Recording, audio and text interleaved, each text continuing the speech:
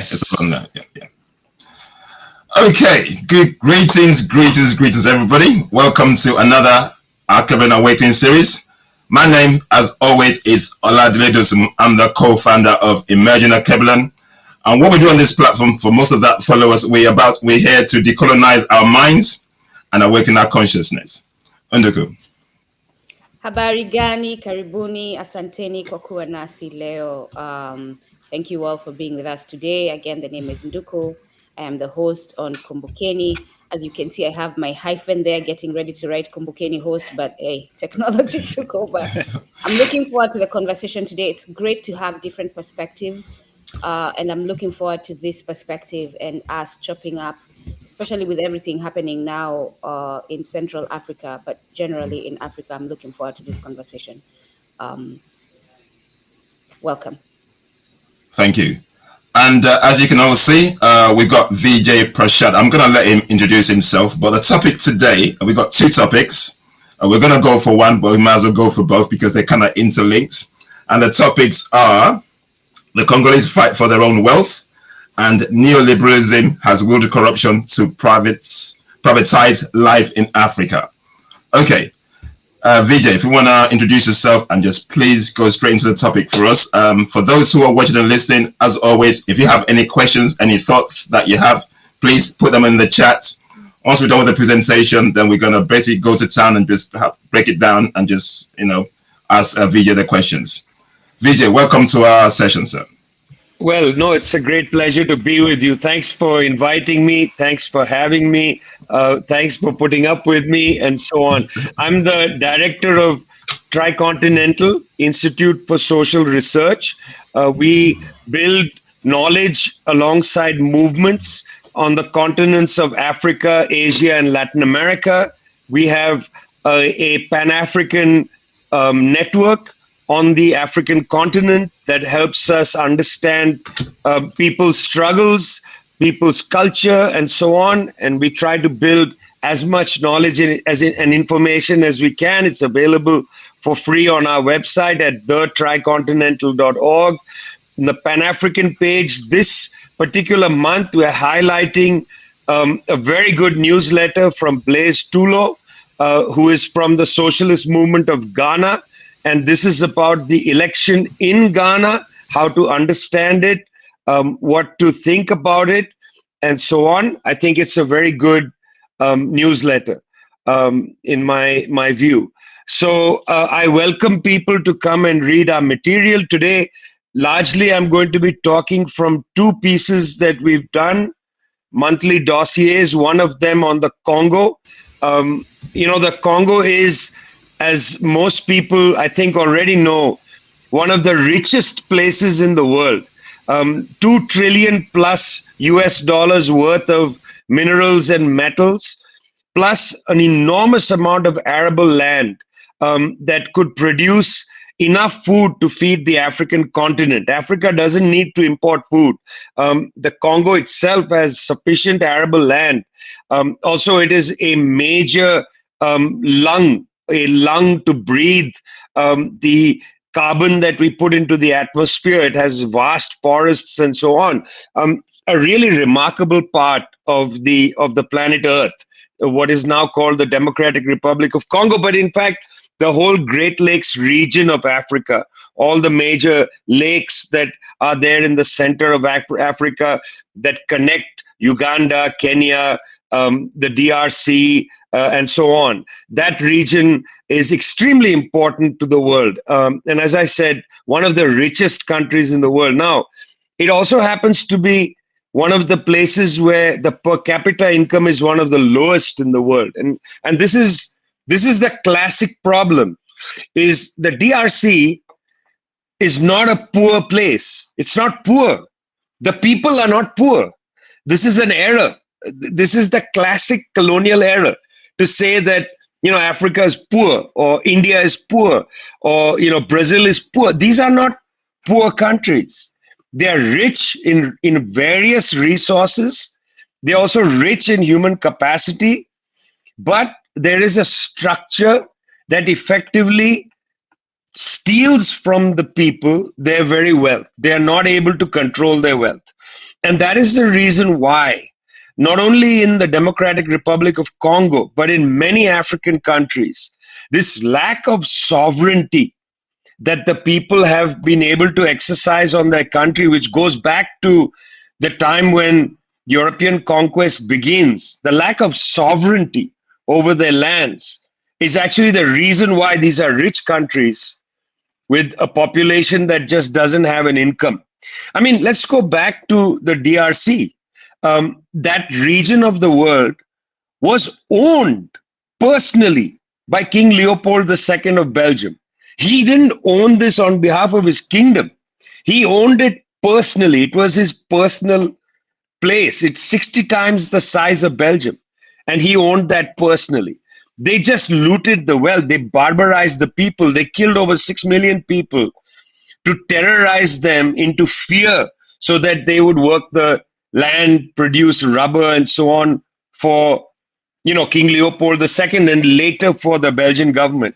Belgium, if you go there today to Brussels, Ostend and so on, those beautiful buildings in Belgium, they are all made by Congolese labor and the stolen wealth of the Congo. I mean, Belgium should actually unite with the Congo and should become a colony of the Congo today, just to give back what it has stolen. When in Belgium people say, well, we don't want these immigrants to come there.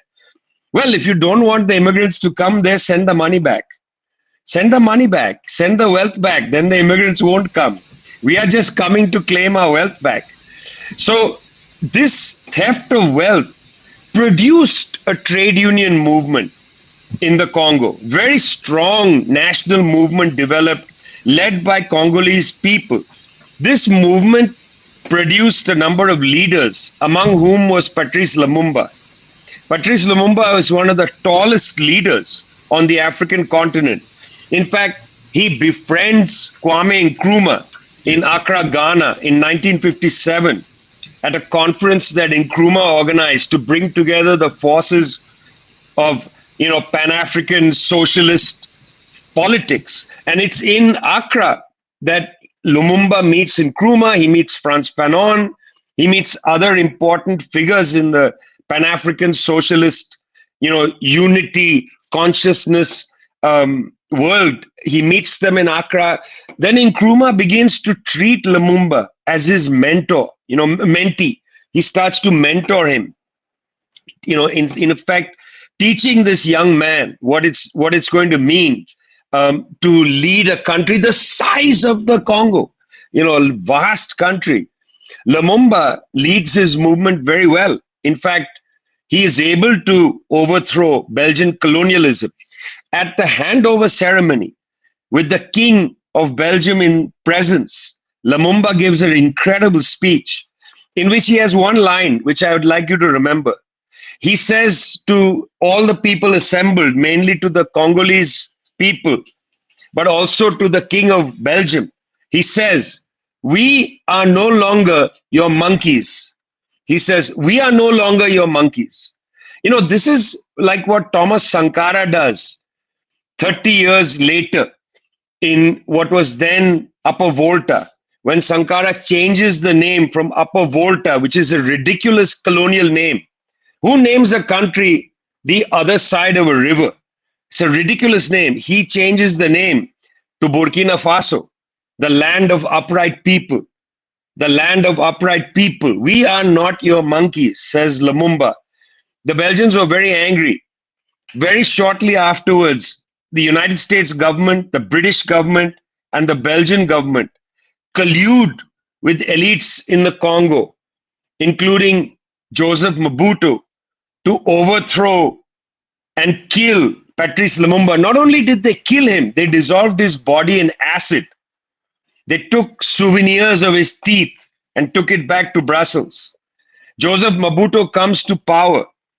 He thinks he can con the people of the Congo. He changes his name to Mobutu Seko Seke, changes the name of the country to Zaire, Africanizes the colony. He pretends that he can fool the people, that if he calls it Zaire now, they'll think it's a free country. In fact, Joseph Mobutu, now Mobutu Seko Seke, was working for intelligence agencies of the West allowing the wealth of the Congo to be taken out. When eventually Mobutu was overthrown and democracy was a possibility, when Joseph Kabila and others who had been revolutionaries, friend of Che Guevara, tried to build some sort of democratic system in the 1990s, a war breaks out. What? Where does this war come from? A war breaks out. There's a genocide in Rwanda. A war breaks out in the Great Lakes region. Millions of people killed. That genocidal situation in Rwanda, it's not just ethnic, it's about class, it's about imperialism, spills into the Congo. As we speak now, the M23 rebel group backed by the Rwandan government, it's called M23, it's named March 23, 2009, the day of a peace agreement. The M23 rebel group backed by Rwanda has taken the city of Goma in the eastern DRC. It is moving towards the capital of South Kivu province. That rebel force, 700 people dead, a small number compared to the millions who have died in this Great Lakes war, that's been there across the Great Lakes region of Africa. Meanwhile, big companies, Glencore, based in Switzerland, big mining companies from around the world, have been leeching the Congo, which is not able to establish its sovereignty, leeching the country of its rightful wealth, the coltan, which is used in our cell phones, the copper, the diamonds, all of that just stolen out of the Congo. I've been to the border between the Democratic Republic of Congo and Uganda. Trucks just drive across. Nobody's checking them, carrying raw materials. And accountancy firms lie on behalf of capitalism. For instance, the price of coltan on Congolese soil is X amount of euros. The moment it crosses the border into Uganda, miraculously the price increases. And they do that so that they don't have to pay the Democratic Republic of Congo a higher amount of royalty. You see, if the price was deemed to be higher in the DRC, the royalty payment is higher. But instead, they underprice it in the Congo, drive the trucks to Uganda, drive it to the port, take it off, goes all around the world to be processed. Yeah. Eventually, it's in your phone. The phone is so expensive. But the Congolese miner, the person who's mining the coltan, often children, paid nothing. Violence is what greets them. This is the structure of imperialism today. You can't understand what's happening on the African continent unless you understand this. You'll read the Western media. They will say, well, there is a fight happening in Eastern Democratic Republic of Congo, in Goma, this rebel group is there. And then they will get into an ethnic soup. They will say Tutsis, this, that, and the other. They would like us to believe that these fights taking place are ancient fights among the African people who are tribal. And because they are tribal people, they are settling tribal scores. This is not true. This is not some ancient tribal warfare happening, whether it's in the DRC or it's in Nigeria. These are not tribal conflicts. This is a very racist, wrong approach. Of course, there are ethnic tensions and ethnic divisions and so on that play into it. But that's not the root cause. It may play into it, but it doesn't define it. I'm not saying there's no ethnic issue involved, but the ethnic issue isn't the core of the conflict. It gets drawn into the conflict. It is secondary. It is not the primary issue. The primary issue is the impossibility for any African democracy to be created today. And let me just say this again. Impossibility of any African democracy. No African country right now, except a few that I'm going to name in a minute, no African country right now is able to exercise sovereignty, except and this is important, except 3 countries in the Sahel region have had popular coup d'etats. It's again important to say against the Western media that the coups that took place in Burkina Faso, led by Ibrahim Traoré, in Mali and in Niger, in the Sahel region of Africa, just under the Sahara, these were not coups that were initiated from the military camp. There were mass public demonstrations against the presence of the French in these countries, fighting so-called Al-Qaeda, fighting so-called ISIS. We can talk later about this so-called ISIS because just 24 hours ago, Mr. Trump claimed to attack so-called ISIS in Somalia.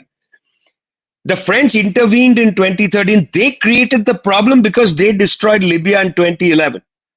Then they intervened. There were mass demonstrations against the French presence. The military acted to basically support the mass demonstrations on the streets. Now these 3 countries have very bravely created the Alliance of Sahel States, the AES. They have walked out of the imperialist-controlled ECOWAS bloc, the Economic Community of West African States. They did a few days ago. They did a few days ago. Meanwhile, very interesting, in Senegal, where there was also a France Dégage movement, France Dégage movement, France Get Out movement, there was also Anything is Better Than This movement. A relatively progressive government was elected, even in Senegal. In Chad and Côte d'Ivoire, the government said the French have to leave. These are not progressive governments. So there is a tendency in the African continent to see people wanting to demand sovereignty. It's not that there is no move. And in the AES, Alliance of Sahel States, they have put the word sovereignty at the front. But not in Zambia, not in the Democratic Republic of Congo, not in Kenya, not in Uganda, and so on. You know, I'm going to close up with this. Several years ago, Mr. Museveni from Uganda, who used to be a Marxist, was a student of Walter Rodney at the University of Dar es Salaam. Walter Rodney, being one of the great Pan-African scholars, wrote a terrific book called How Europe Underdeveloped Africa. It's absolutely marvelous book. One of our favorite books. Yeah, and he was assassinated for his pains in 1980 in Guyana.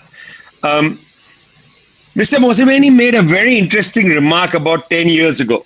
He said, look, the United States has been to the moon. You know, they have a space program. The Europeans have a space program. In fact, their rockets take off from French Guyana, which is in South America. The Chinese have a space program.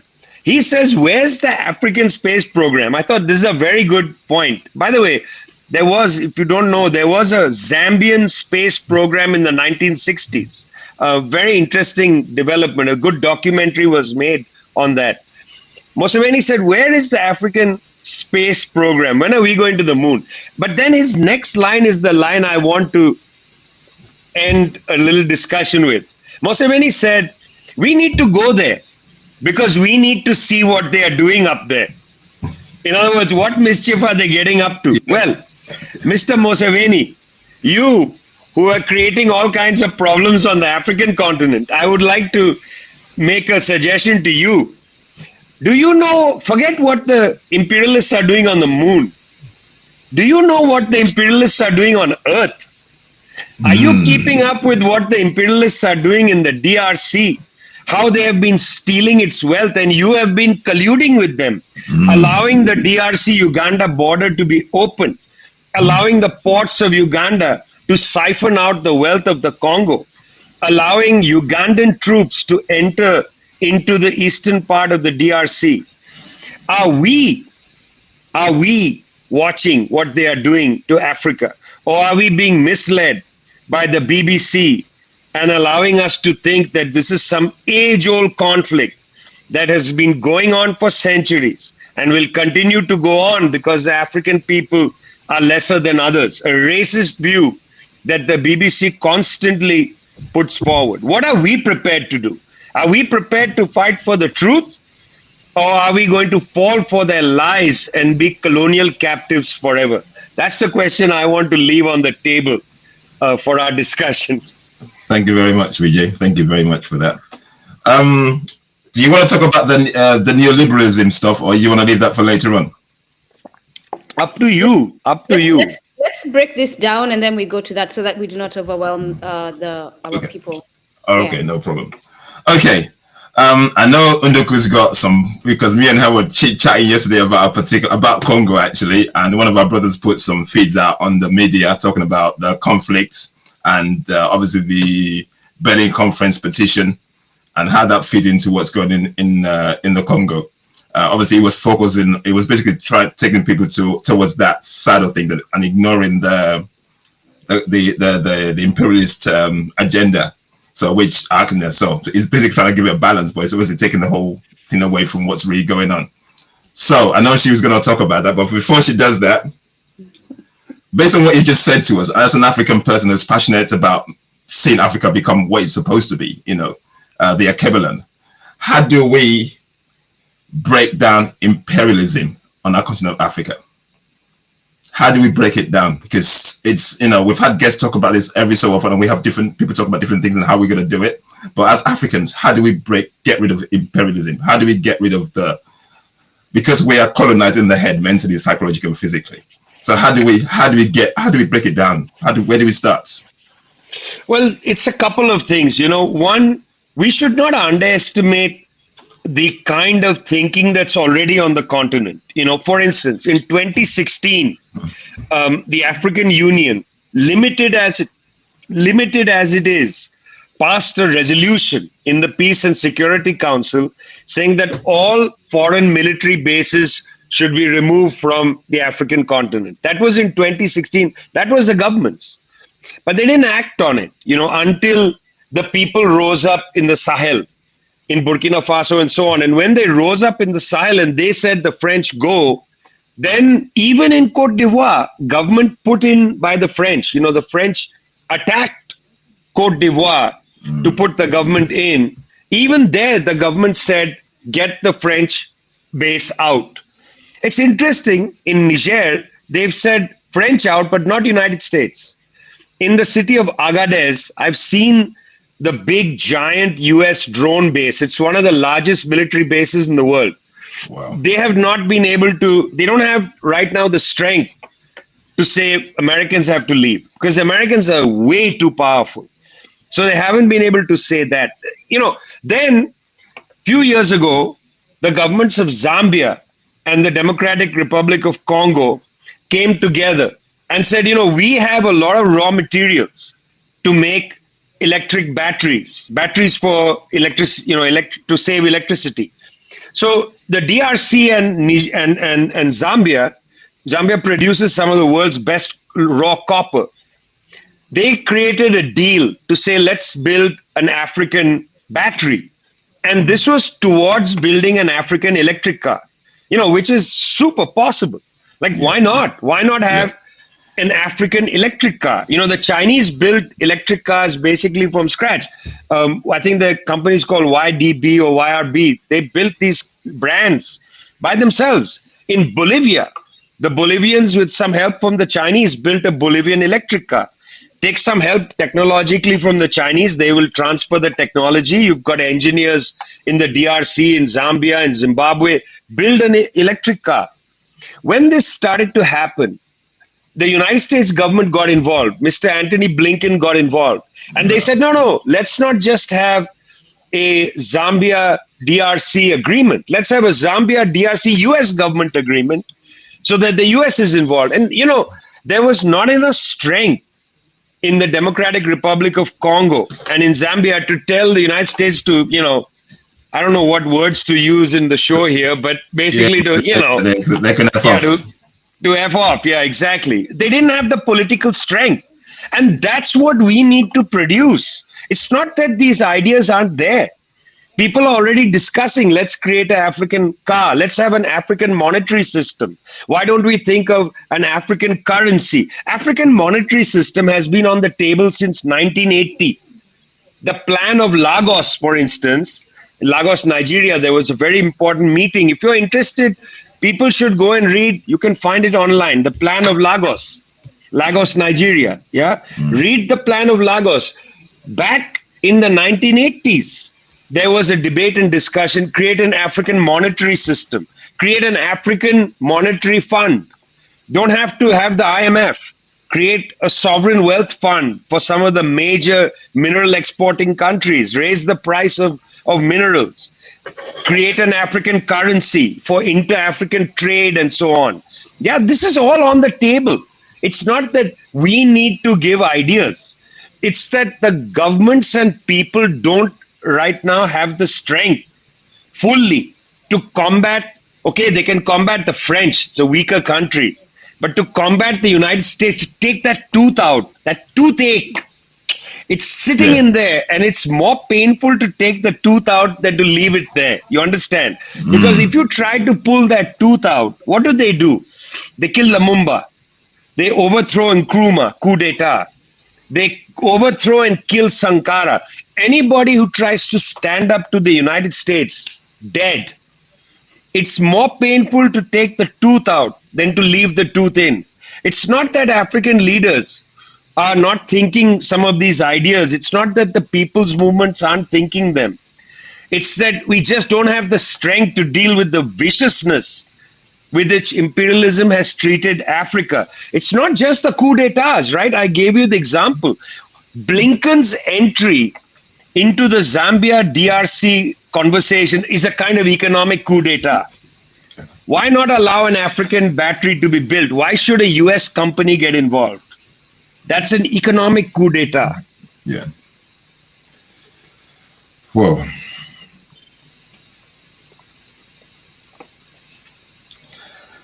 Okay, Vijay.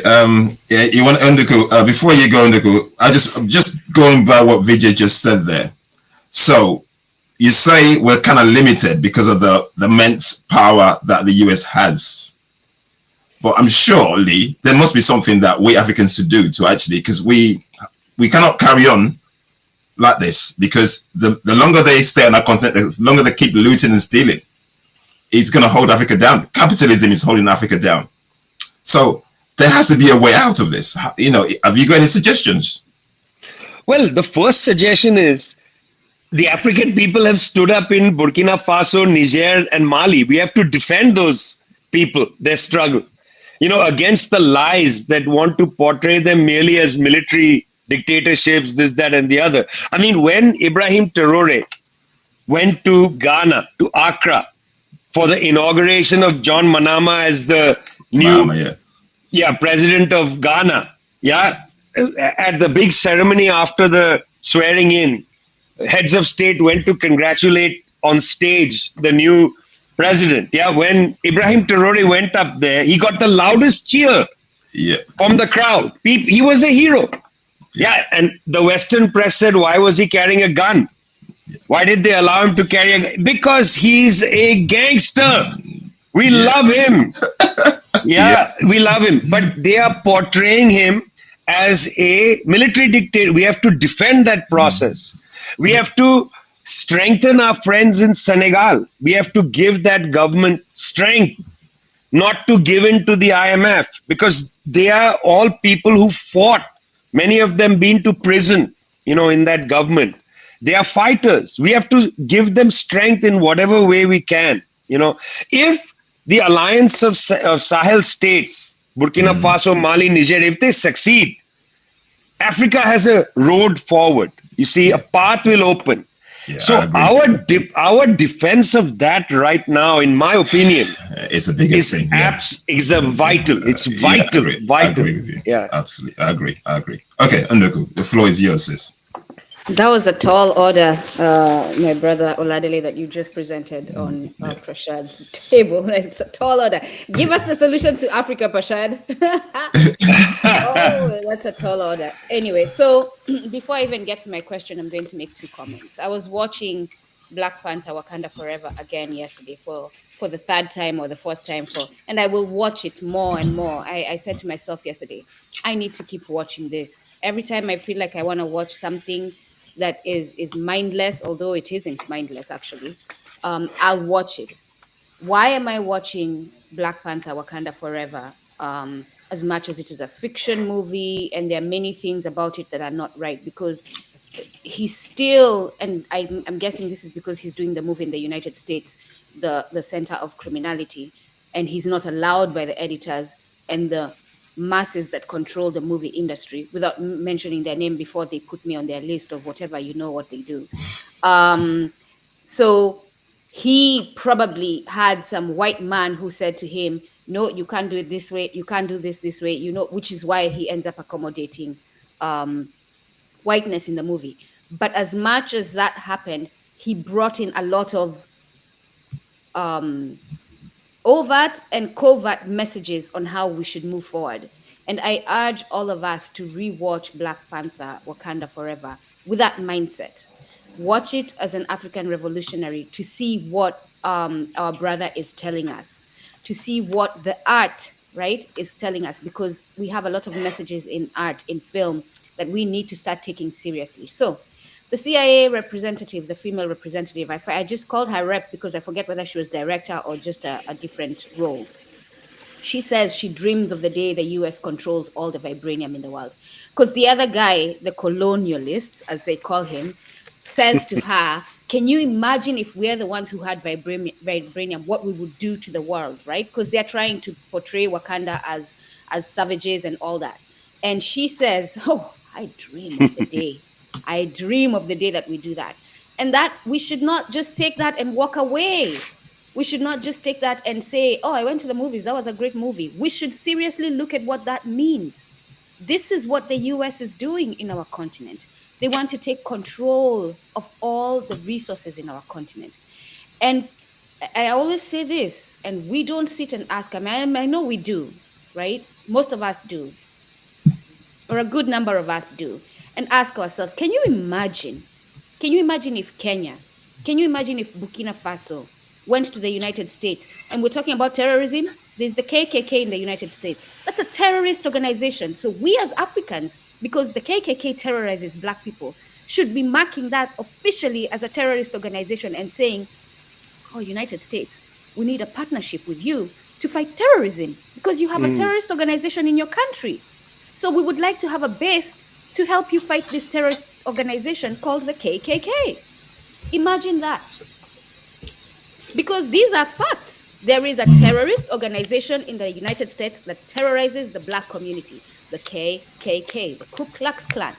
We as the Black community should be moving under that fact, under that knowledge, and saying, United States, in everything we do with them, if you want a partnership with us, you need to get rid of the KKK, as they demand of us to get rid of Al-Shabaab and ISIS because of their US interests.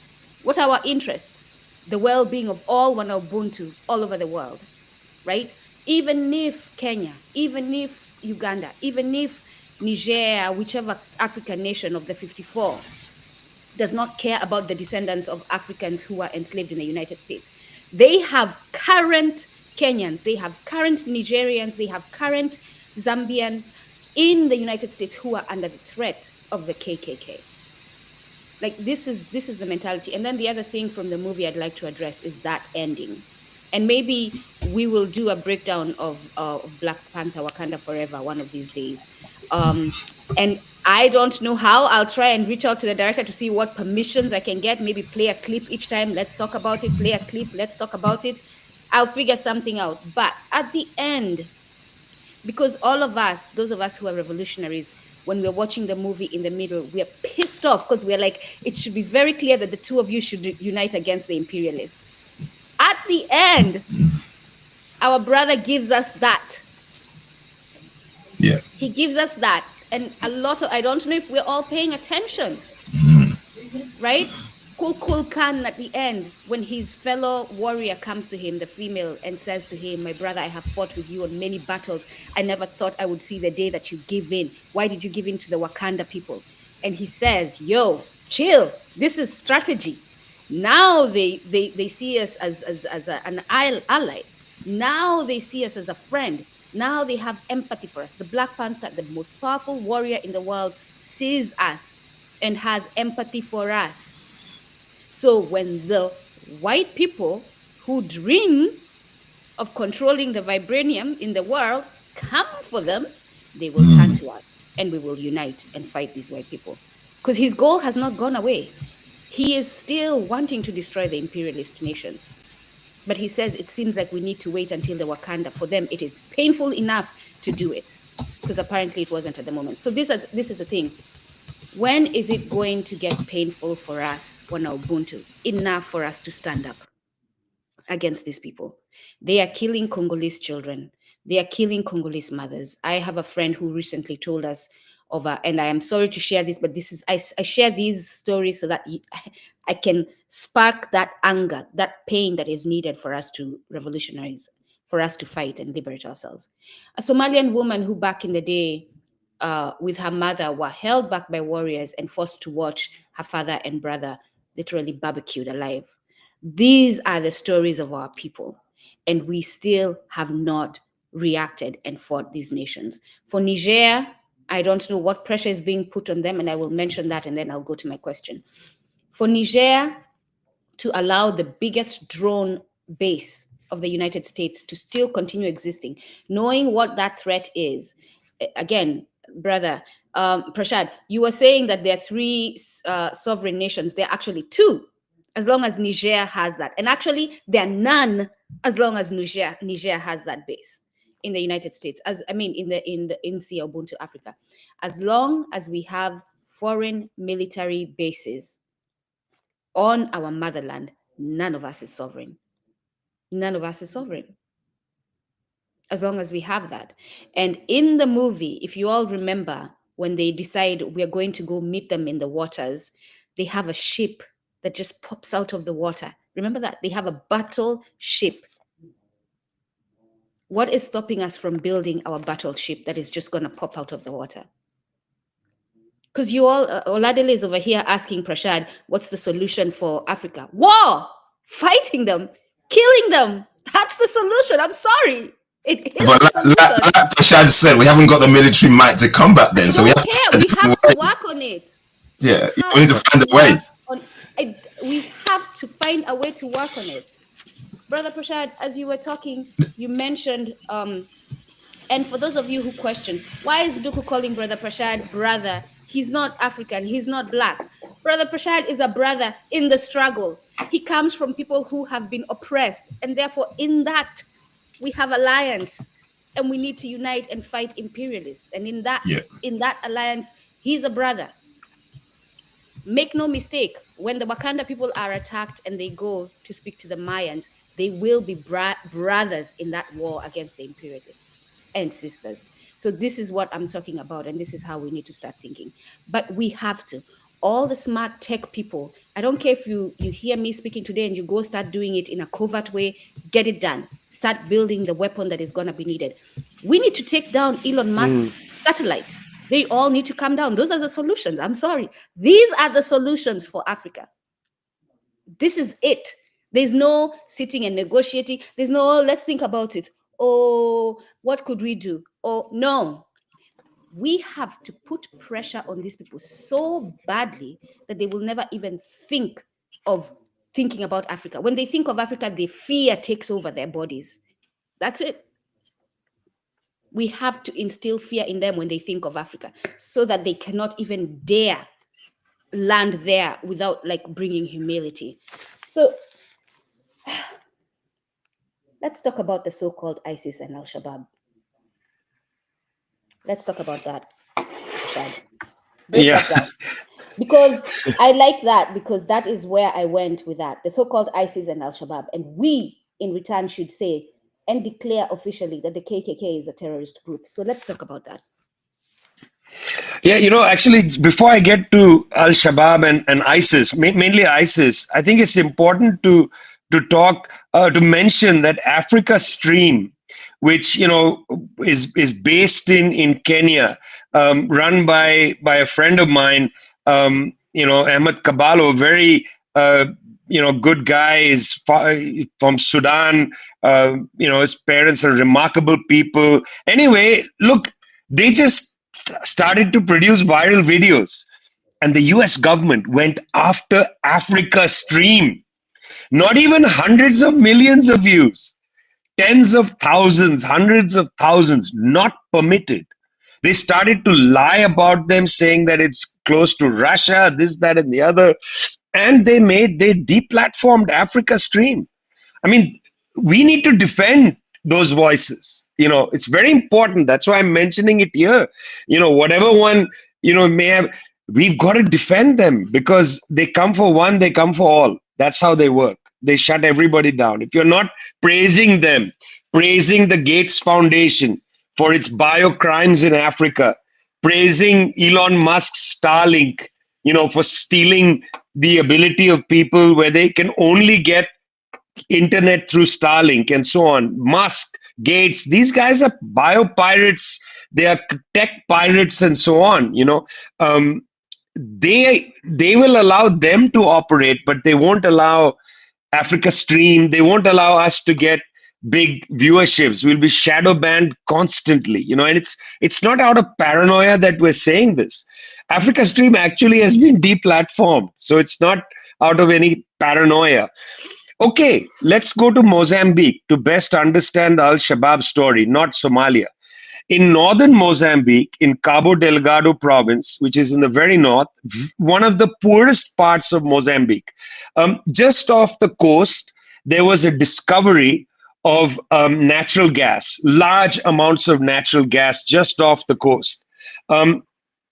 Two oil and gas companies came together because they had a deal with the government of Mozambique, and that was Exxon of the United States and Total of France. They came together to develop the oil and the gas field. From Cabo Delgado, from the coastal region, you can see the gas rigs, and on the coastline there are huge complexes of Total and Exxon. They have enormous amounts of land where they've built gas supply, logistical things and so on. Well, protests began from the people of Cabo Delgado saying, listen, we are all really poor. We can see all this wealth happening here. None of it's coming to us. Initially, these protests were completely peaceful. Government of Mozambique sent, at the urging of Total and Exxon, I believe, this I can't prove, but they sent in the police force to thrash people. Okay, so people started to defend themselves. There were ex-police officers, a couple of ex-military people. I visited and talked to some of these people and so on. They started an operation called Al-Shabaab. Now, it's important to know that every Arabic word doesn't mean terrorist. Shabab is an Arabic word for youth. So Al-Shabaab just means the youth. So this group called Al-Shabaab was set up in Cabo Delgado, and they began to do operations to defend the protesters against the armed forces, and particularly violent attacks by the state to protect the oil and particularly natural gas fields. This Al-Shabaab group became a problem, and because it had mass popular support, it was an insurgency.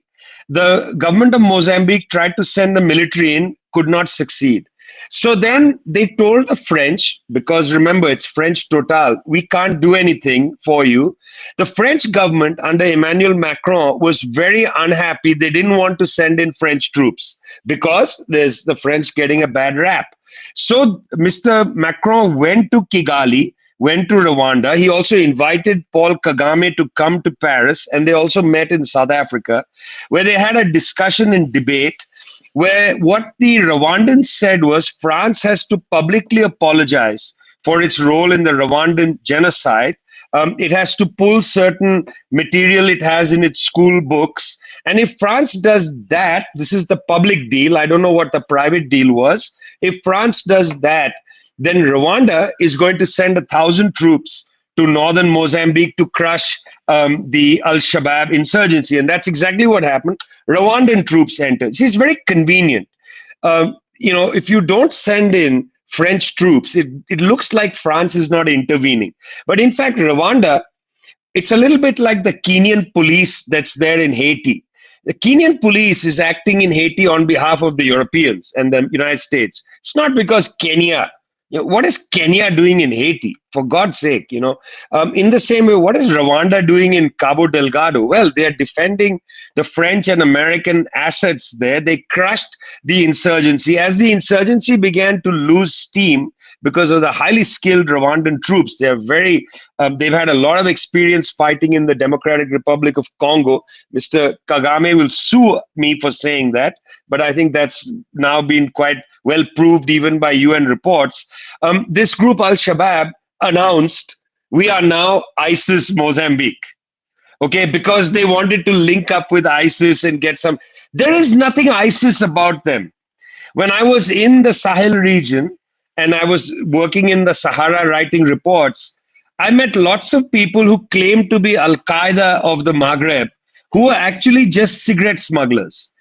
They got more power by calling themselves Al-Qaeda. People were more scared of them. These guys were cigarette smugglers.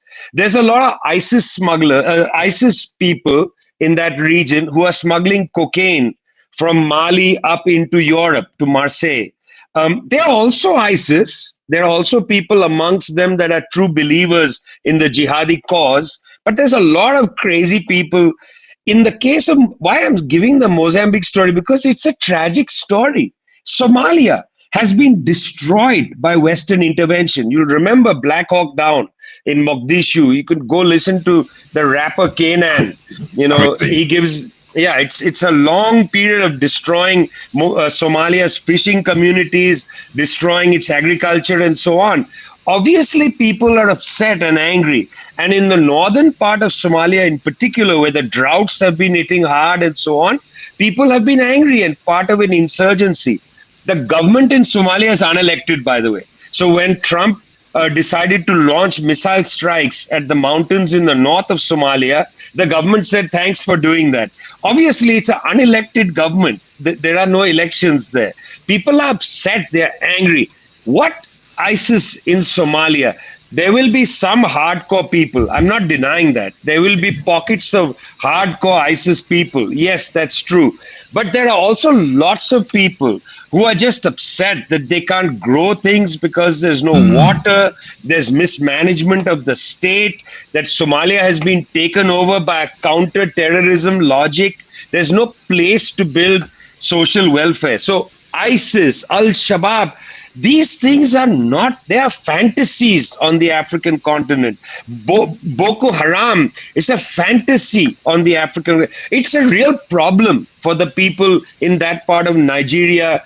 It's a problem for people in that part of Mali, even bits of Niger and so on. It's a problem. I'm not denying it's a problem. But the root cause underneath that is not jihadism. It's that people are angry that their needs are not being fulfilled. And that's the answer to it, not bombing them over and over again to make some kind of futile points about, how powerful the US president is.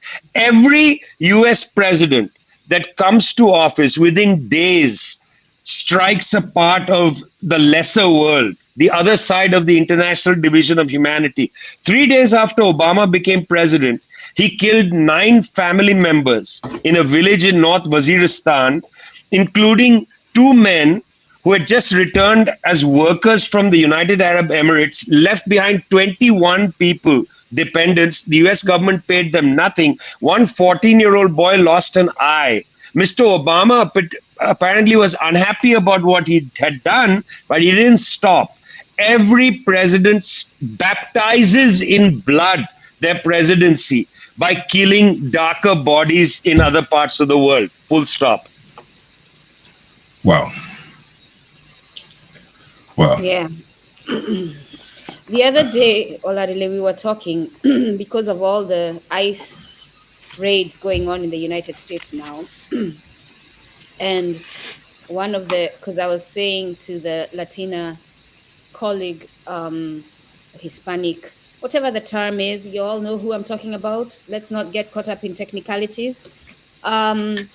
I said to them, who voted for Trump the most, right? What percentage of your people voted for Trump?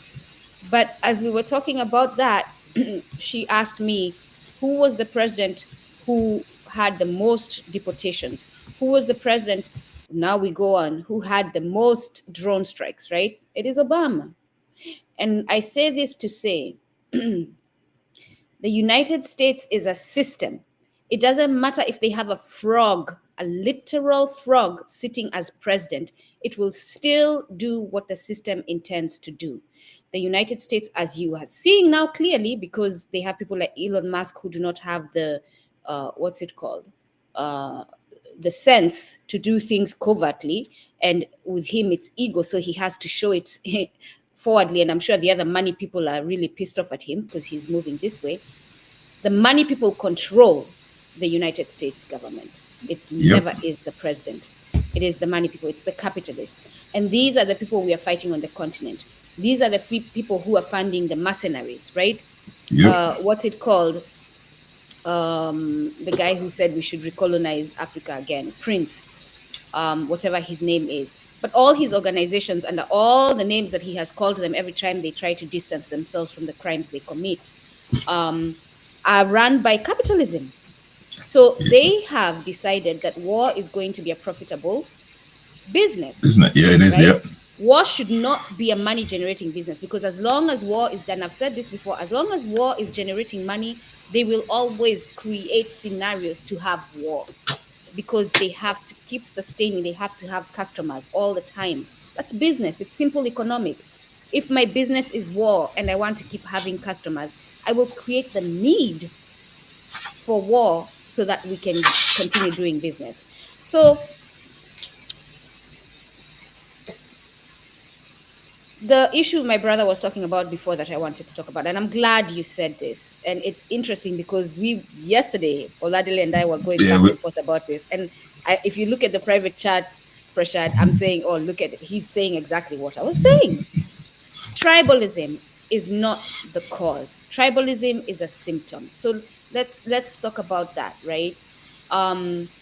And my concern is seeing revolutionaries like me and the brother I'm talking about, I'm not going to be specific about the name. I consider him a revolutionary.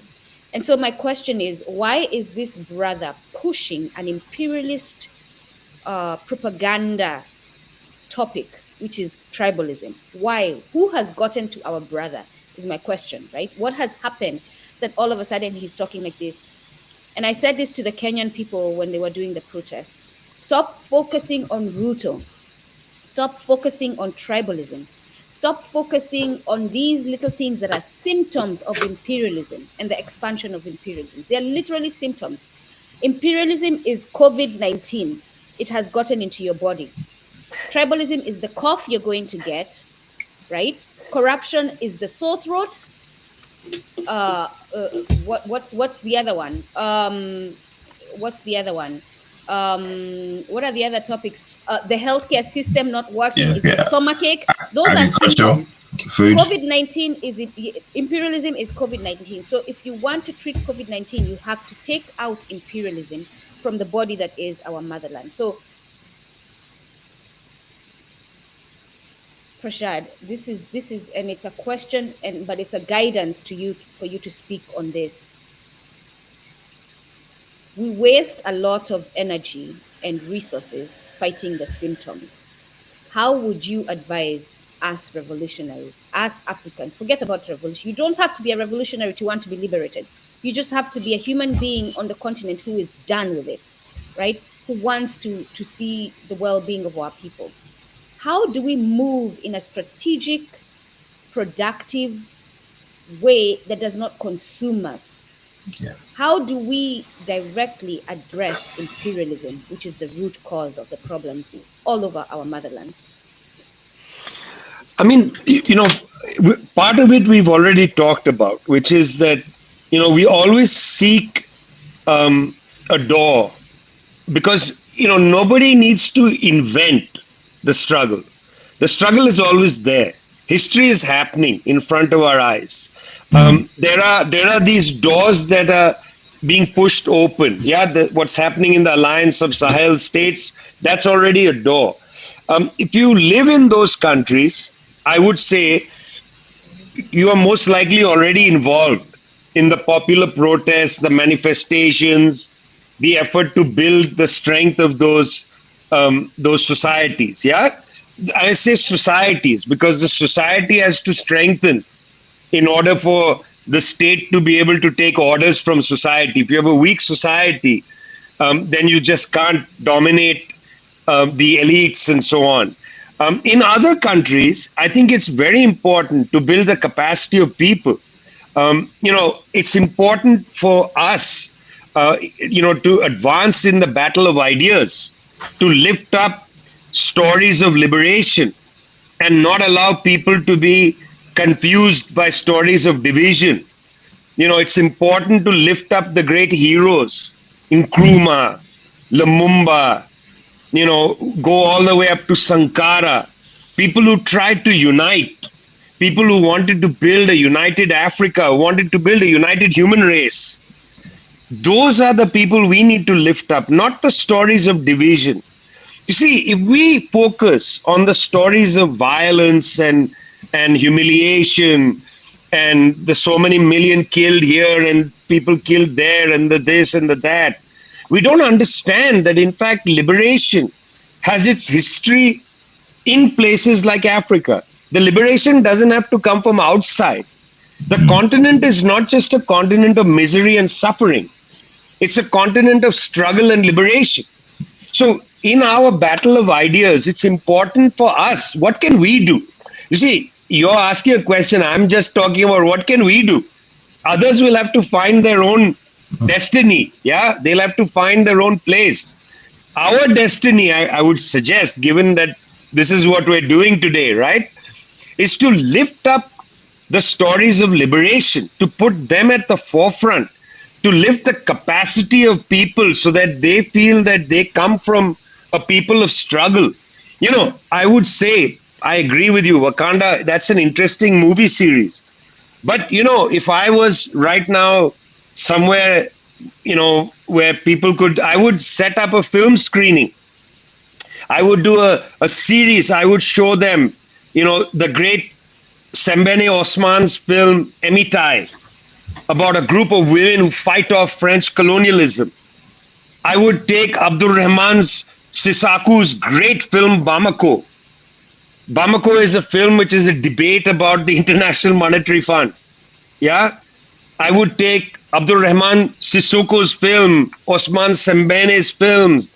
I would take these African cinema, these voices that are lifting up liberation. It's very interesting. Sembene Osman, one of the great filmmakers of Senegal and of the continent, made a film called Camp de Thiore, which was about a true story where West African soldiers had been recruited by the French to come to fight in World War II. Yeah, they come to fight in Europe. And when they are demobilized back to West Africa, they are brought and kept in a concentration camp. And the French refuse to pay them. They refuse to release them. Sembene makes a film about this actual incident. And then they get killed, in the camp, by the way. There's a massacre. So Sembene makes a film. One of the characters in the film is wearing a Nazi helmet in the film, running around talking nonsense, but in fact telling the truth. Yeah.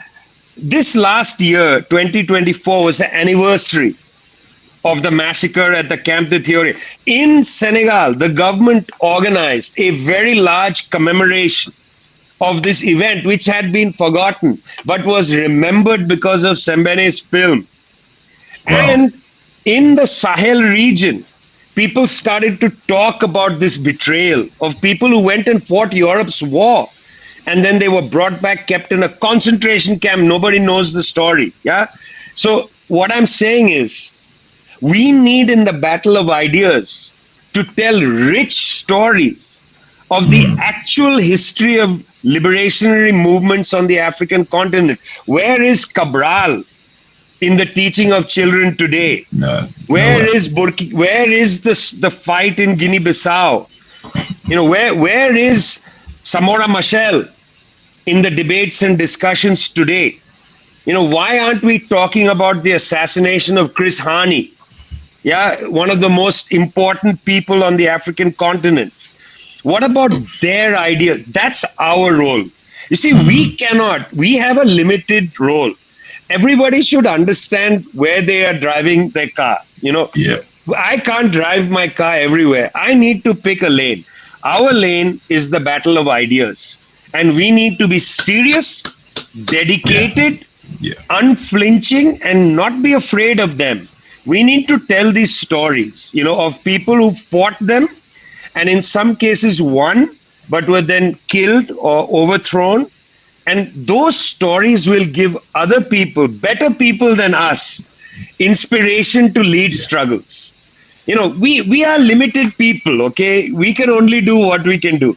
Better people than us will hear these stories and go and lead the struggles. And we will sing their songs. We are griots. We sing the songs of the great people, okay? I love that. Yeah, you know what you just said there, it basically emphasized what we need to do. Obviously, we need to re-educate people. We need to share our own stories, and our history is the most important thing, because as you well know, Vijay, in Africa, most African history is not taught. And that's intentional. They did that intentionally so that we do not know what happened in the past, because if most Africans or people around the world knew what these people do, no Caucasian feet will land in anywhere. They will basically chop their legs off. So the fact that they're not teaching their history is intentional, so that they don't know. And that's why they have religion to back it up, to make himself look superior over other people. So by superimposing their image in people's minds. So all these things are done deliberately, just to subvert and just keep people muted and docile. Yeah. I've got a question here for you. I think it's a long question. I'm gonna just bring it up a little bit. Is it from the audience? Yeah. Quickly before you get to that. Okay. Yeah. Quickly before you get to that, you mentioned Glencore based in Switzerland. So we had a Swiss one time come to our chat talking about Switzerland is not bad. Switzerland is doing this. Switzerland is not the same as the imperialists. They're all the same. Yeah. And you know what? Isn't that lady in Ndoku? Yes. Yeah. Like when you said that, I was so happy because I have read The Looting Machine, and in The Looting Machine, he mentions Glencore and the fact that it is a Swiss-owned company. Please talk about Glencore and let's get it right as to who they are. Well, the most important thing to remember is it started out in the United States. It was founded, or may not be founded, but it was run by a man named Mark Rich, who was a convicted criminal by the U.S. courts. He flees to Switzerland, takes Glencore with him. I'm remembering all this from memory, okay? Okay. So I may get some of the details here and there wrong. Bill Clinton pardoned Mark Rich. That was one of his last pardons before he left office. He pardoned this criminal. Glencore now based in, I think Mark Rich is now dead. Glencore based in Switzerland is a major investor, not necessarily in mines, because companies don't like to own mines anymore. It's too much fixed investment. But it's a big investor in the value in the commodity chain of removal of minerals and metals from the African continent. So in the Democratic Republic of Congo, Glencore plays a role in the removal of these minerals and uses the advantages of Swiss cantonal law to do things like transfer payments and so on. This is what we write about in our dossier on corruption, that how the real corruption is companies like Glencore. By the way, the other day, my friend Ali Abu Nima, who runs Electronic Intifada, a Palestinian journalist, arrived in Switzerland, the same Switzerland that this person said is not imperialist, to give a series of talks about what's happening in Gaza. He was arrested by the Swiss police on the streets, violently arrested, handcuffed, thrown in prison, held there for 2.5 days, and then deported. Now, this is Switzerland. Ali Abu Nima just came to speak about what's happening in Gaza. I don't think he had yet spoken. So they arrested him violently based on something he had not yet done, which was speak about Palestine, which apparently in Switzerland is a crime. Now, who's the real criminal? Think about that. Think about that. I mean, they may make really good cheese and chocolates and so on, but they can't hide behind their cheese and chocolates and pretend that that's liberalism. Yeah, and the irony is Switzerland is supposed to be, or we've been told that it is the neutral country. Neutral. No, they're not neutral. The only neutrality that Switzerland is that it's the one that cleans the dirty money. It's the one that determines the pricing. The valuing of commodities all over the world is determined in Switzerland. When you understand the power that they have, and then you have someone coming in a chat talking about we are not bad, we are doing this in Africa. Again, here's the simple truth, our people. The solution is not in the white man or white woman at all. I don't care if they are God abiding, I don't care if they understand African spirituality. No, the solution is within us. And then we will strategically have allies in our fellow oppressed people. I am going back again to the movie Black Panther, that ending. If you do not want to watch the whole movie, watch the ending. Watch it over and over and over, because I want it to be seared. This is something that is said in the Black Panther, and the little girl from the US, the scientist says to her, oh, that sounds painful. I want it to be seared in your minds, the message that is being said to you, so that you can, you start operating subconsciously on it. That's the point of repeat. Watch this ending over and over again, my fellow Africans. If you do nothing else, when you get the message that a plane has fallen in DC, you're stressed out. When you get the message that another plane in the same week has fallen in Philadelphia, you're freaking out. And just last week, we had the message that, 2 weeks ago, that Orange Man has been inaugurated. So when you're stressing about those things, turn on Black Panther, that last few minutes, and watch that again and again and again. I want this to be a message within us that starts operating. Even when we are asleep, we are thinking about it. I do not mince my words. I am not out here trying to walk cautiously on YouTube so that they don't cancel me. I am here trying to send my people messages so that they rise up. That is my goal.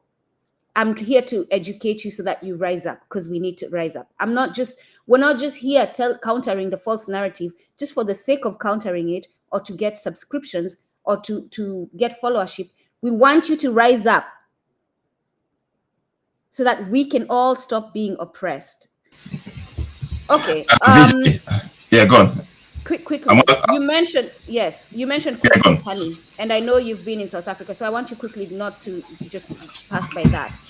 Recently, one of the media companies in South Africa gave a platform to the murderer of Chris Hani. Please speak on that. You're familiar with that story? Yes, please speak on that. Thank you. Yeah, I mean, there's not much to say about this, because the issue, we need to start somewhere else, which is, firstly, let me be specific. Do you think they were innocent in their giving him a platform? Address that. No. But we need to start earlier, because you see, first, it's important to understand who Chris Hani was. Chris Hani was one of the leaders of the African liberation movement, not only in Southern Africa. Remember, the fight was not just for South Africa, it was for Southern Africa. And it was about Namibia, the so-called frontline states, and so on. Hani played a major role in the spear of the nation, the armed struggle in Southern Africa against the apartheid regime of South Africa. He was also one of the main leaders in the South African Communist Party. Very popular figure among the South African working class. Very popular in Soweto, in the various slumlands of the working class in Southern Africa. Extremely good orator, very charismatic man, and so on. Well, interesting. The government has Mandela released from prison, Mandela comes and starts a process of negotiation with other members of the African National Congress negotiating with the government of F.W. de Klerk. Chris Hani, Joe Slovo, the communists are part of this negotiation. It's very clear that had they allowed Chris Hani to live, Chris Hani would have been the left wing inside the new ANC government that was constituted by Mandela. But somebody, because this is not a one murderer. There's a man who shot Chris Hani, but people decided that Hani had to go. You see, of all the leaders in the ANC, in that period of transition, it was Hani that was assassinated. They didn't assassinate Nelson Mandela. They didn't assassinate Thabo Mbeki. They didn't assassinate anybody else among the major leadership. They killed Hani. Why did they kill Hani in 1994 at the moment of transition?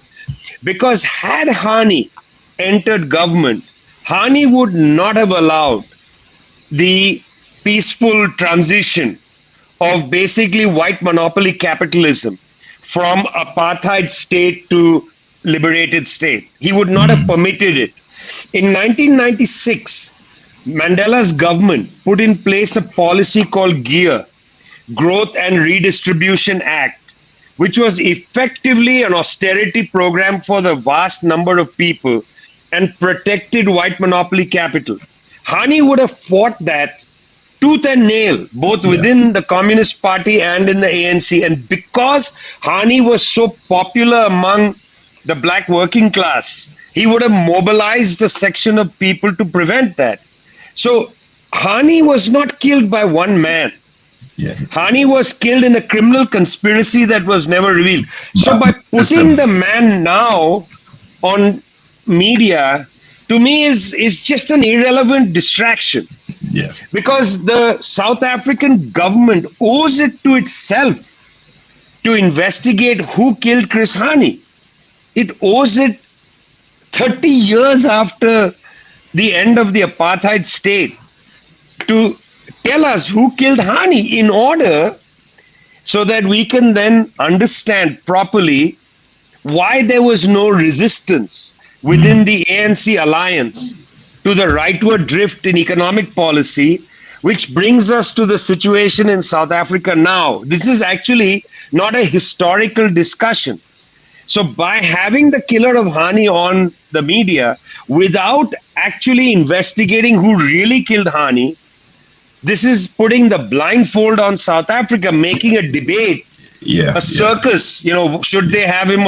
That's why I said that, look, you can't discuss whether to have him on television or not. Whether to have him on television is a debate part of the circus. This is not the debate.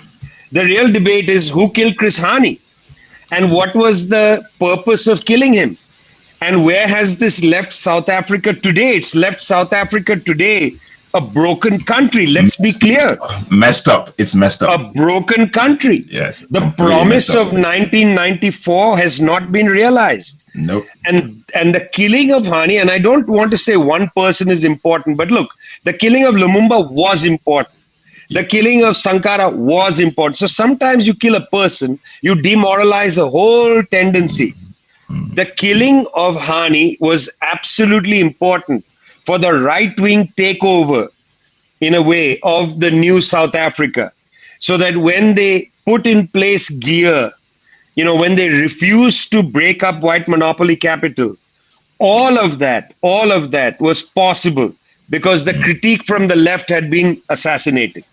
So this circus now really drives me crazy because the real debate is not happening, which is who killed Hani. And we know who killed him, but we don't know their names. Yeah.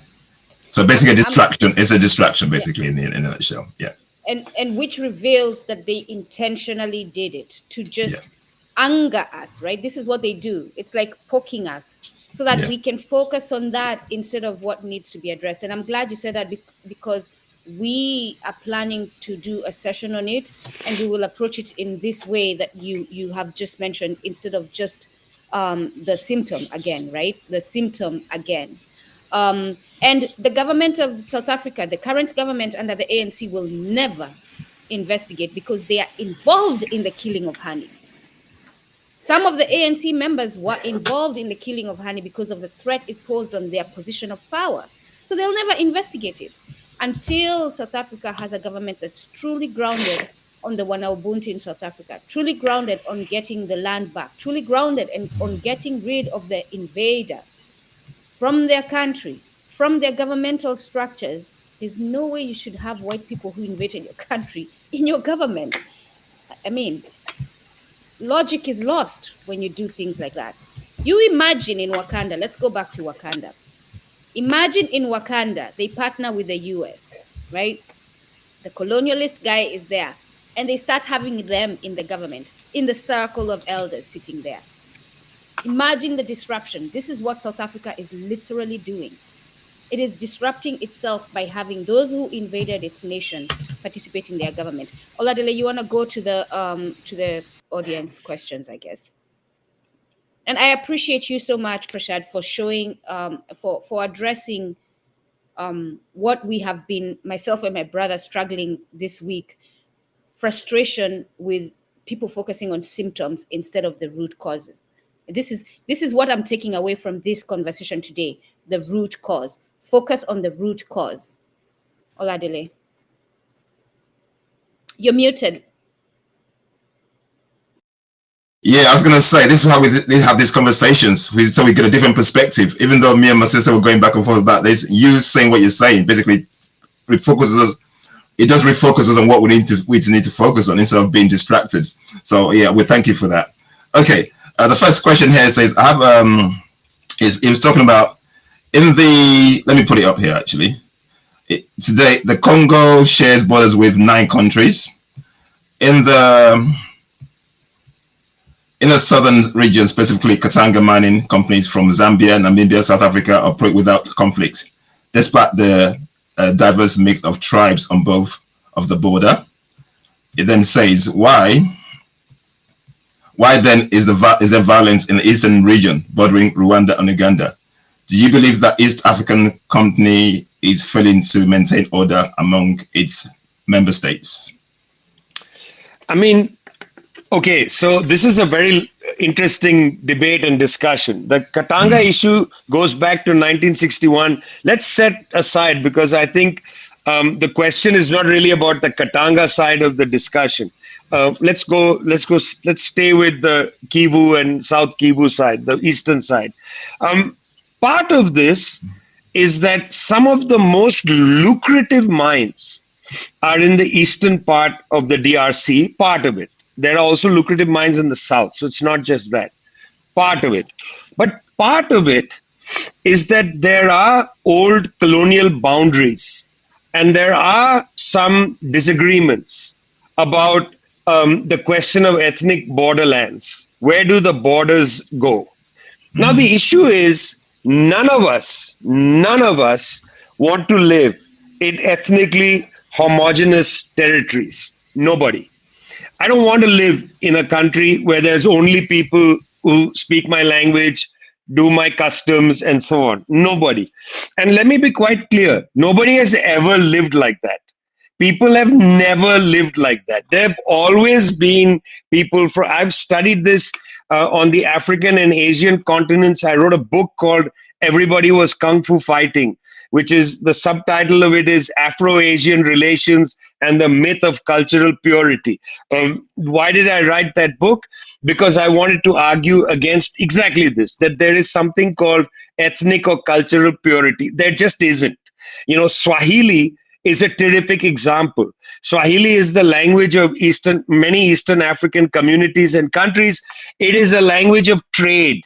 It was developed out of trade in the Indian Ocean. It has words from a range of African and Asian languages, from Arabic and so on. There is no purity in any of this. Yeah, that's Swahili. It's actually an obvious example. But it's not just that. You know, there is really very few communities in the southern part of the African continent that haven't moved around at some point in even recent history. You know, migration is a core part of the African experience, like in other parts of the world. Even the idea of the old Zulu kingdom, in the south. It's not like, there was just one ethnicity there. If you go to that part of the world, there are people speaking a range of languages. It's always been like that. That's the nature of human interaction. Africa is a place of great trade, and trade happens when people move. If you take Western Africa, Islam comes to Western Africa just about when it arrives in Europe. That's when Islam comes to Western Africa. The Futa Jalon and so on, the great movement of people across the Sahara, the great traders, the camels going back and forth, the horsemen and so on. I mean, these legendary stories are about movement. And in a sense, the African continent is a continent of movement, of cultural intermixing and so on. So there are these myths of purity that get created. Some of it was created during colonial times. Some of it as a way to fight against colonialism. It was a knee-jerk reaction. It's like Frantz Fanon's amazing essay on the veil. He said in Algeria, women never wore the veil, the hijab, the niqab, none of that, never. When the French arrived, the French said, we ban the veil. French colonials said, we are not going to allow you to wear the veil. So women started to wear the veil in protest, having not worn it before. And then when the insurgency begins against the French, they use the veil as a way to cover their face, to smuggle arms inside the Kasbah. Their culture is used complicatedly. It's not a straightforward thing that is without history. It's a very complicated business. But nonetheless, today in eastern part of the Congo, in Rwanda, Uganda, and so on, there are all kinds of cultural and ethnic fantasies that are playing out. But underneath the cultural and ethnic fantasies is the desire to control resources, the minerals, the metals, the very, very, rich mines, particularly of precious metals. Precious metals, like things that go into jewelry and so on in the northern part of Kivu. There's a lot of wealth there. People want it. Rwanda has made it very clear. They are using the genocide, in a way, of 1994 to extend their borders. They want parts of the DRC for Rwanda. Now, I know some people think Paul Kagame is a great, strong, African leader. Not in my opinion. He is a corrupt, kleptocrat who last year... No, we don't. Yeah, but a lot of people do. Last year, Paul Kagame won his election by 99% of the vote, and the United States government congratulated him. Really, that's really democratic. Meanwhile, they are accusing the governments in the Sahel of a dictatorship. Okay, popular military coup where people are on the streets celebrating without any, gunfire, and they're saying, well, that's authoritarian. Meanwhile, the government in Kigali is, it's a mess. But I think your question, the question that was asked, is a very good question, and the answer is that it has to do with the cornucopia, the horn of plenty in that part of the region, the wealth, but also this mess of ethnic fantasy, which does play in, and particularly has been mobilized by the government of Paul Kagame to try to seize a part of the Congo. Brilliant. Okay, thank you for that. Thank you for that explanation. Okay, I've got another one here. I know the answer to this one, but this one is Professor Vijay saying Boko Haram is not real? No, of course, Boko Haram is real. It exists. It's there. You don't need to ask me. Ask the people in Nigeria and other parts of Africa that have suffered from Boko Haram. But Boko Haram is complicated. It's not one thing. There are some real gangsters there, but there are also, it's also a movement that has a lot of followers and so on. Look, frankly, there are in Western Africa, there are some unresolved tensions that have been divided along the issue of religion between Christians and Muslims and so on. These are some unresolved tensions. It doesn't help to have US televangelist money enter Uganda and Kenya and talk about homosexuality and this and that and inflame people doesn't help. It also doesn't help to demonize the Muslims as terrorists. All of this is just intensifying the fear mongering. When Muslim communities in parts of Western Africa organize for their rights and so on, if you're going to immediately call them terrorists, whether they take up arms or not, they are going to become terrorists. I mean, it's a guarantee. It's a guarantee. If you're going to call them terrorists, they're going to become terrorists. Now, they have grievances. I mean, it is true that there are, in Nigeria, for instance, the northern part has been thoroughly neglected. Southern Nigeria, where the oil is, firstly, companies like Dutch Shell and so on have been stealing the wealth from the south. The story is well known to people, but the benefits have been in the south, not gone to the north. In the north of Nigeria, there is a problem. It just happens it's a largely Muslim area, and the protests that came, because, well, they are Muslims. That's how they began to organize. So it was very quickly seen as, again, a religious conflict. It's not necessarily a religious conflict. There are, many years ago, now 30 years ago, I interviewed Alpha Omar Konare in Mali. And what Konare told me is very instructive. Konare told me, look, I've just come in as a democratically elected president of Mali. If the US government forgives our debt, if they fight with the bondholders and say, let's let Mali start from scratch, we can start exporting our gold, and then we can solve the problem of the central belt, the conflicts with the Fulani and others. We can solve the northern problem with the Tuaregs, the fight with the Tuareg communities. And the United States said, sorry, we are not going to forgive your debt. Alpha Omar Konare could not move an agenda. He was overthrown. And today, we have this insurgency in the north where Al-Qaeda appeared, made an alliance with the Tuaregs, made an alliance with some of the Fulani groups, and basically took over most of Mali. So, it now looks like a religious conflict when in fact it started off lack of resources, inability to deal with a particular problem. So let's not exaggerate Boko Haram. It is a problem, but let's not exaggerate it. That's all I'm saying. Thank you for that one. Okay, let's go to the next one. This one says, what do Africans in the West need to do in order to support the Congolese? Do we boycott all their products from coltan? I don't think we can do that. I think we're all hooked into that at the moment. Yeah, I mean, look, this whole blood diamonds, blood gold, blood coltan, these are all absolute. They are a hoax, in my opinion, okay? Because firstly, the issue isn't coltan.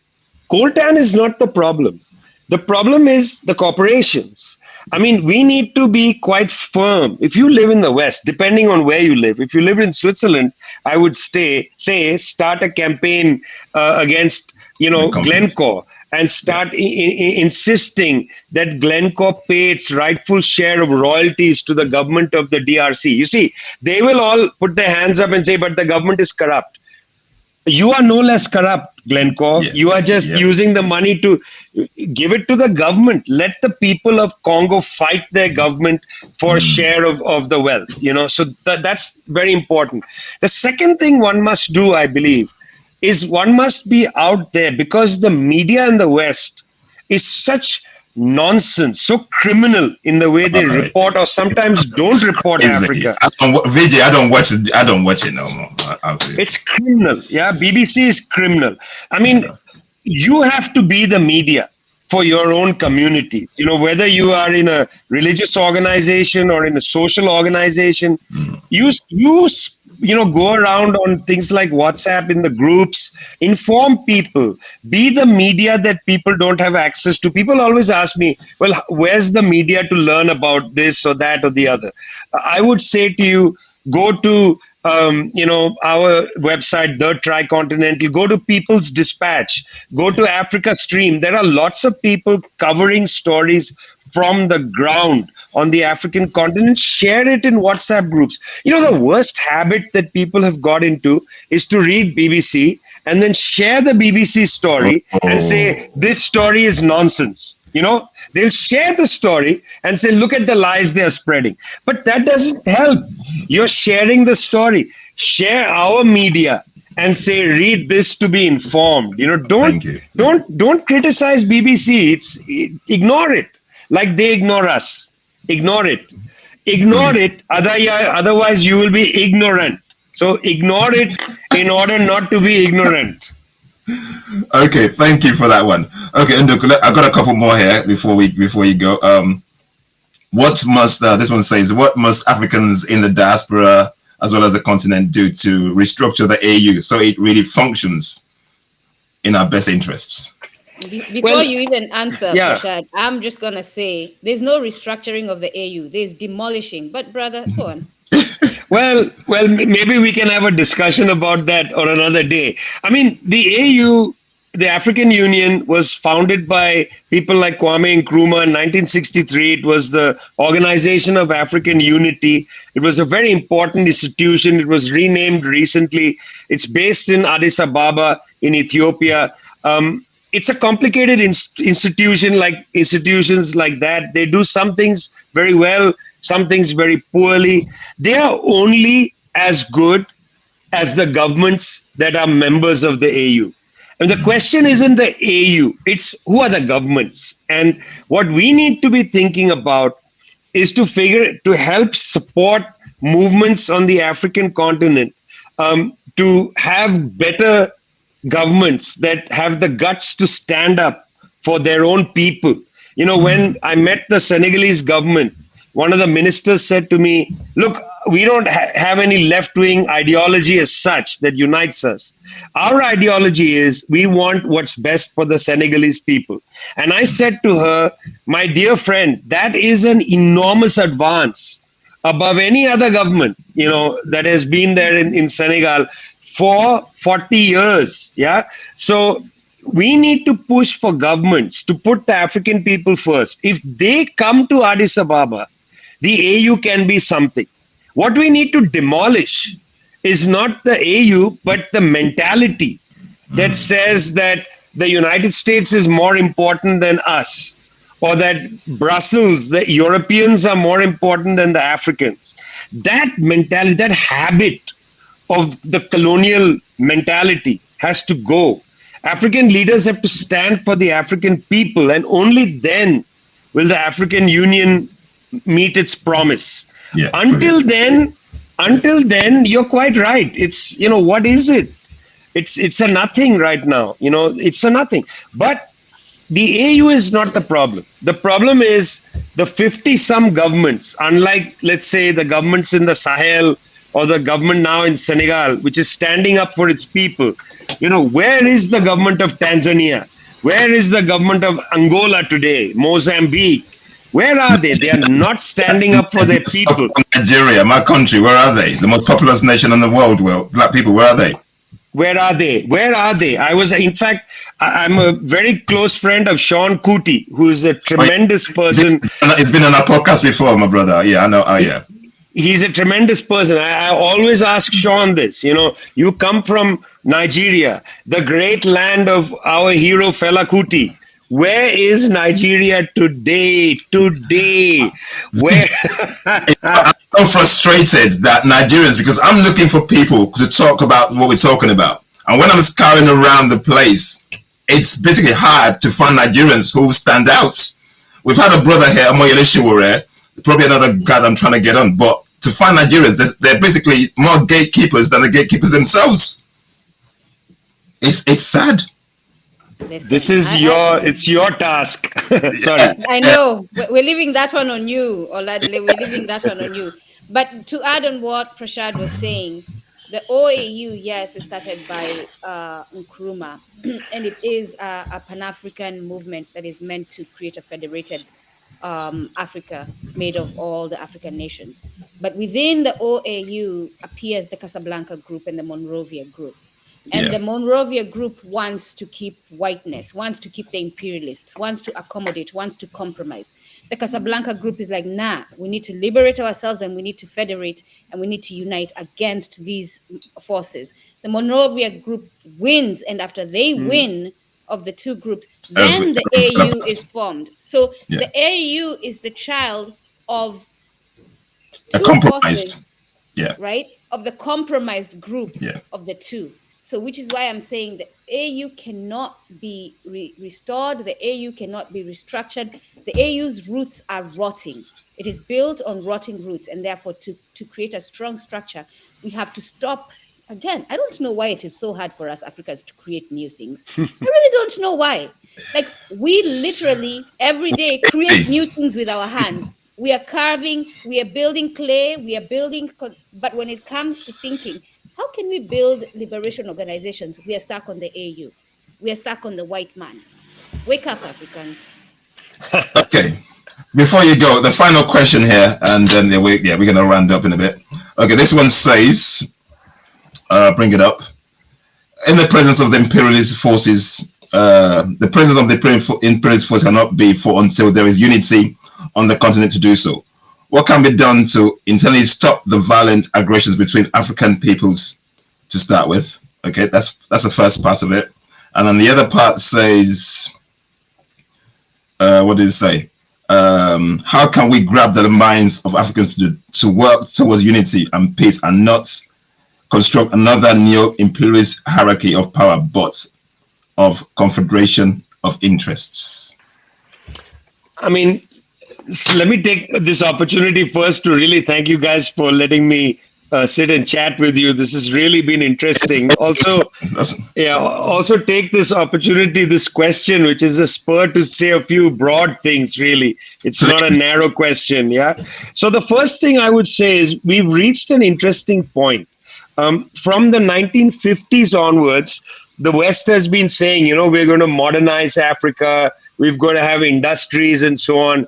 The evidence of that is nowhere. There has really been no industrialization at all. Well, interesting development has taken place in the last couple of years. I find this very hopeful, which is the Chinese development model has provided us with a new way of thinking. What the Chinese have basically said is, look, we are driving right now enormous trade surpluses. We don't want such a big trade surplus. We would prefer, and it's actually more ecological and better for Chinese development plans itself, if instead of raw materials being extracted from Africa and sent to China to be processed, that there be industry in Africa to process them, and that part of the African trade surplus remains in Africa, rather than African wealth going to China. This is what they've openly said at the China-Africa Forum. That means that they have put industrialization on the agenda again for the African continent. Seize that. Take it seriously. Take the opportunity to build industry, to intensify the class struggle on the African continent. You see, that's what's going to give people the ability to generate wealth on the continent. You can't just generate wealth on the backs of exporting raw materials. It doesn't happen. You have to, there's been no example except the Gulf Arab states, which have got wealthy just from exporting oil. There's no other example. You can't develop without industrialization. And this is a key opportunity that the Chinese have put on the table. I would hold on to that and take them seriously right now. That's number one. Number two, the African people are already throwing out the imperialists. Again, we've already talked at length about what's happening in Burkina Faso, Mali, and Niger. They're already doing it. Their example is infectious. Because of them, Chad, Cote d'Ivoire, and Senegal have said, French, get out. Because of them, the people in Mayotte, in the Indian Ocean, told, Emmanuel Macron, tout droit, whatever, tais-toi, whatever you say in French. And in New Caledonia, a French colony in the Pacific, the Kanak liberation people have told the French, get out. It's infectious. Now this infection has to go further. You'll notice that after he went to Mayotte, Emmanuel Macron landed in Djibouti, because in Djibouti they have a base. He wanted to go and make sure, met the president of Djibouti. In Djibouti there's an American base, a Chinese base, a French base. Djibouti needs to close down those bases. Well, but it's not going to be able to do that because there is a problem in Somalia and there's a problem in Ethiopia, and the Americans need to be in Djibouti to manage the problem in Somalia, to manage the problem in Yemen, and so on. We don't need the Americans there. Africans need to manage their problems by themselves. There are problems on the African continent, but you don't need the Americans to solve them. The Americans create most of the problems. Africans have to solve their own problems. If they don't solve their own problems, let that be an African problem. Okay, Yes, but you can't say the Americans need to be there because that's racist. They need to go. That confidence needs to rise. The infection coming from Burkina Faso, starting with the legacy of Sankara, needs to travel. So we don't actually need to say, what do we do? It's already happening. What I'm saying, industrialization, it's already on the table. Get rid of the imperialists, it's already on the table. We need to support the processes that are already happening. That's our role. Thank you very much. Absolutely fantastic for that. Brilliant. Ndukwe, have you got any other questions for Vijay? No, I am busy trying to address this thing. I don't know who this brother they're talking about is, but it's connected to the Ford Foundation. And my point I'm making is that anyone of our people connected to these foundations and is openly, this is what I was about to put in the chat, and is openly giving them credit for it, which means that the foundation has required for them to openly give credit. You must ask yourself, what are they required by the foundation to do, right? That's a compromised person. It doesn't matter how good they sound. All I'll say to that one is basically, initially when he started Sahara Reporters, it was, but not anymore. That was a long time ago. It doesn't matter what. It honestly does not matter. I don't even know why we get into the conversation. As long as the foundations, the Open Society, the Bill and Melinda Gates Foundation, all these foundations, as long as you're receiving funding and they're requiring you to put it publicly, and you do. So here's the thing. We run the organization Bongi Ubuntu. We decide we have a project. We reach out to the Ford Foundation, and we understand that's where the money is. We understand it's our money. Let's get that straight. And we want to go get it. So we say to them, Ford Foundation, we need money for this. Bongi Ubuntu is going to say, we're not mentioning your name. We're not giving you credit. You will not be mentioned. This is reparations. This is what I'm talking about. So you mentioning their name is continuing to give them power, is continuing to give them that position of the savior of our people, and they can get away with whatever else they're doing under the NGO title. You're compromised, whether you know it or not. You could compromise that. It's a question to ask anyway. Either way, you're compromised. Yeah, good one. I like that. Okay, Vijay, is there anything else? Just to run this. Oh yeah, I had something actually that I've written down here. Capitalism seems to be the go-to solution for the world. Capitalism seems to be the detriment to the world. So for me, and this is my, because when you go do this and you think a lot, you're thinking capitalism is basically detrimental to Africa. It's not going to build Africa. It's basically going to continue to decimate us. Because I can't see capitalism being solutions. Which way for Africa? Because capitalism is not helping. Capitalism basically is like our last speaker sold, is basically just, and everybody is buying into this hook, line, and sinker. Want to be capitalist? Basically, our institutions, everything is just greed, money driven, and we cannot continue to use the colonial institutions to free ourselves. So which way, Vijay, please? Well, look, I edited a book recently last year, which is The Revolutionary Thoughts of Kwame Nkrumah, puts together some of Nkrumah's ideas. We published it in South Africa from Inkani Books. The more I read, and I go back to Nkrumah a lot, because Nkrumah is really the one who sharpened the machete against the stone and really created the clearest line of thinking. What Nkrumah showed is that, look, you're an African country. You want to establish the sovereignty of your country.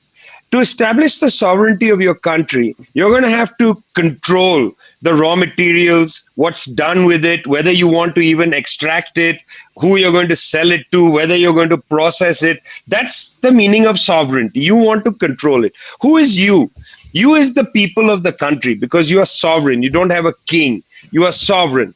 So you want to control the country. If you start with sovereignty, the idea of sovereignty, you will immediately come to socialism. Because if you believe that the people control the resources, then no small group of people should be allowed to appropriate the wealth of the country. And then you have to collectively think about what happens to those resources. Now, obviously, in all societies, in every single society, there will be people of different talents. So people might get paid differently and so on. Socialism doesn't mean everybody gets the same salary, but everybody gets the same benefits. You're going to produce a society where there are social wages. In other words, why is it today in Accra, Ghana, there is not excellent public transport? You know, little high-speed rail that goes around the city. Why is it that in Ghana, you don't have a train system that connects this very large country, all of it, or Nigeria, high-speed rail system? Why is it that leave the country, the whole of West Africa isn't connected by a train system? Today, if I wanted to fly from Accra to Lagos, most likely I would have to go out of the continent to come back, most likely. It's crazy. You're right. Yeah, it's crazy. So this means that your sovereignty has been compromised by private airlines. The moment you privatize things, you have actually compromised your sovereignty. A truly sovereign political project is going to lead to socialism. That's what I believe. I don't believe in socialism as the starting point. I believe the starting point is the ideas of democracy and sovereignty. And if I take sovereignty seriously and we try to establish sovereignty, we will end up with a socialist society. Otherwise, you're going to compromise your sovereignty and give a few people, the Bezoses, the Gates. And by the way, there are African billionaires whose names I'm not using for now just to be polite. The good say is the Otedolas, the Elimelus. I know who they are, and we can say it. Yeah. So, moment you start giving them sovereignty over the resources, you've compromised your national sovereignty. So, my feeling is Nkrumahism is another word for socialism. Lumumbaism is another word for socialism. Sankaraism is another word for socialism. That to me is a reality. You cannot advance the situation in Africa with capitalism. You can only advance Pan-Africanism. Pan-Africanism is an ideology that leads directly to socialism. Otherwise, you've detoured Pan-Africanism into something else, into, for instance, Mobutu. You can call the country an African name, you can use African words, but you're basically selling out the African people. So, in a nutshell, I'm going to say we need Ubuntu. Yeah, we need Ubuntu. That's a great closing point. That's a great closing point. You can dress it African, but as long as the soul is not African, Yeah, absolutely brilliant. Okay, Vijay, we thank you so much. You know, this has been very informative, very, very, very eye-opening for me. I've learned a lot today. So really appreciate me, my brother. We got to bring you back. We got to do this again, my brother, man. We got to do this again. It's an absolute pleasure for me, okay? Absolute pleasure. Take care of yourself. Thank you.